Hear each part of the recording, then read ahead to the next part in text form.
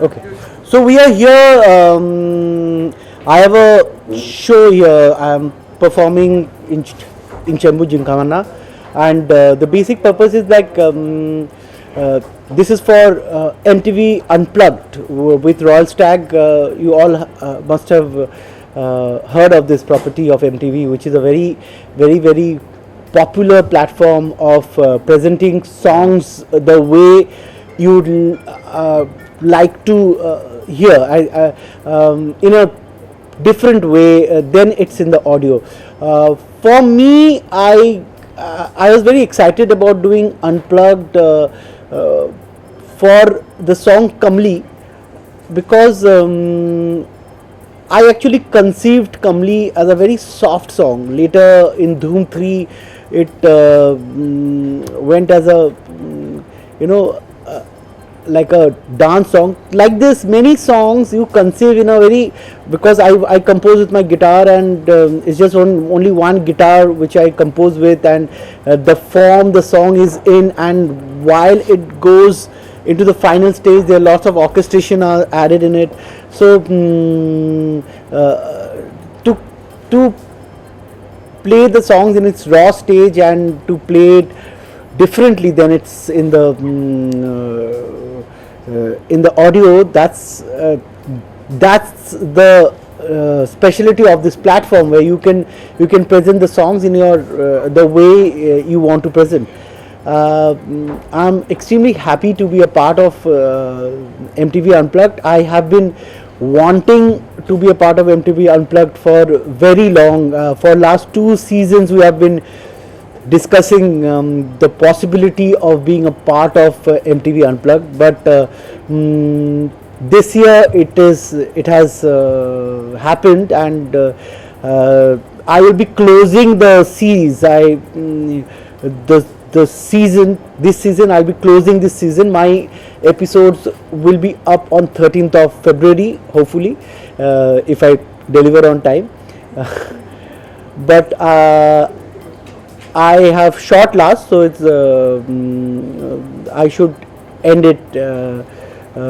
I'm extremely thankful to MTV. I'm thankful to everybody of MTV, including Jaggi, who actually waited and kept the set standing, because I delayed. I was busy with Dilwale Master, and after the Master finished I jumped into it. And MTV, everybody at MTV, and MTV was kind enough to keep the set standing and incorporate my episode in this season, and I am very happy with the very happy with what I have done, and I hope you enjoy it when it comes on air on 13th of February. दादा, आप जानना चाहेंगे आपसे कि आप इतने सारे events करते हैं और दिलवाले का म्यूजिक इतना बड़ा हिट हुआ है, तो एक आपकी कितनी बड़ी कोशिश रहती है कि आप एक इवेंट दूसरे इवेंट से बिल्कुल अलग कर पाएँ, और जो भी आपकी कंपोजिशन है एक बिल्कुल दूसरे से बिल्कुल अलग है, तो इतना ये सब बैलेंस आप कैसे कर पाते हैं? इवेंट में उतना अलग नहीं कर सकते, बिकॉज एक बैंड है, उनका प्रैक्टिस होता है, सबका काइंड ऑफ सिंक्रोनाइजेशन होता है, क्योंकि performance is all about what everybody plays together. But isme I am because of it's a unplugged this is for MTV Unplugged. I'm not doing Unplugged here because it's the setup is not unplugged, but I'm doing lot more softer songs. I do in my other events I do more dance songs. Here I'm doing lot more romantic songs. काफी romantic गाने कर रहे हैं इधर.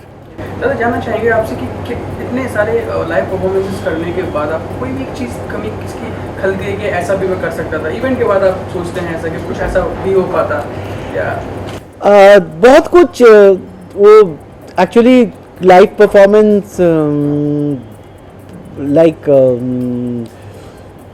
Production of live performance हम लोग थोड़ा अभी भी काफ़ी पीछे है, बिकॉज हम लोग के पास उतना बजट नहीं होता है.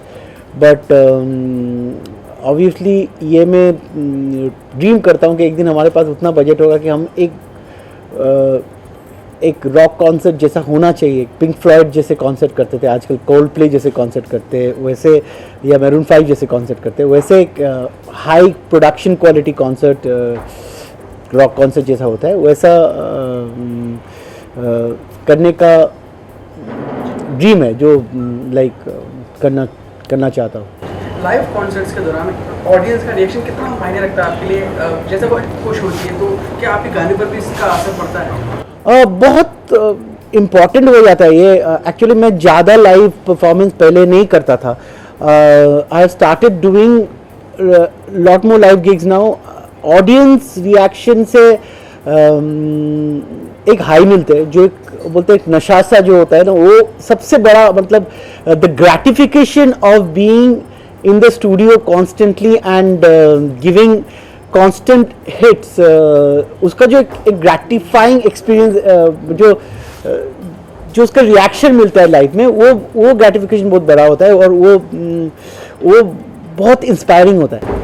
हम आने वाले फ्यूचर में, आने वाले टाइम में आपकी कोई पर्सनल एल्बम जो आपको पर्सनल जो फेवरेट कंपोजिशन जो आप फिल्मों में नहीं डाल पाते हैं, कोई भी एक आपका जो आपने सोचा होगा ये कंपोजिशन भी बहुत अच्छी है बट ये उस थीम से नहीं जा रही है, तो ऐसे भी आपकी पर्सनल एल्बम सुन पाएंगे आने वाले टाइम में कोई? ये मैं हर साल ड्रीम करता हूँ कि एक पर्सनल एल्बम, बट मेरे को टाइम ही नहीं मिलता है अभी।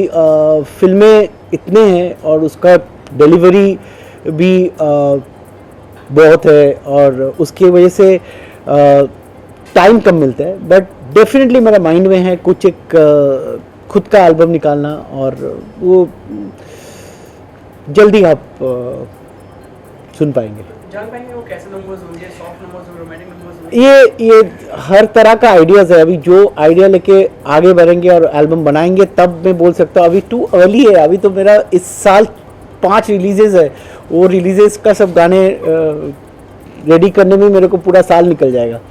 जानना चाहेंगे आपसे कि फिल्म के अकॉर्डिंग आप म्यूजिक देते हैं या जो आपका दिल करता है वो कंपोजिशन आप निकालते हैं? नहीं, एकदम फिल्म के अकॉर्डिंग म्यूजिक देना पड़ता है, क्योंकि जब भी आप फिल्म म्यूजिक डायरेक्टर हो, फिल्म का म्यूजिक डायरेक्टर हो, तब वो इम्पॉर्टेंट हो जाता है कि आप एग्जैक्टली जो डिमांड करता है फिल्म ऐसे करो। सो उसीलिए अगर मैं लव आजकल का म्यूजिक कर रहा हूँ उसमें मैं बर्फी जैसा म्यूजिक नहीं दे सकता हूँ, क्योंकि वैसा फिल्म का जो दायरा होता है वो एक आपको डिफाइन कर देता है कैसा म्यूजिक होगा। जैसे लव आजकल में कैरेक्टर्स पंजाबी थे, लाइक वीर सिंह और सब पंजाबी थे, तो लव आजकल का म्यूजिक का इन्फ्लुएंस काफ़ी पंजाबियत है उसमें, काफ़ी पंजाबी इन्फ्लुएंस है उसमें।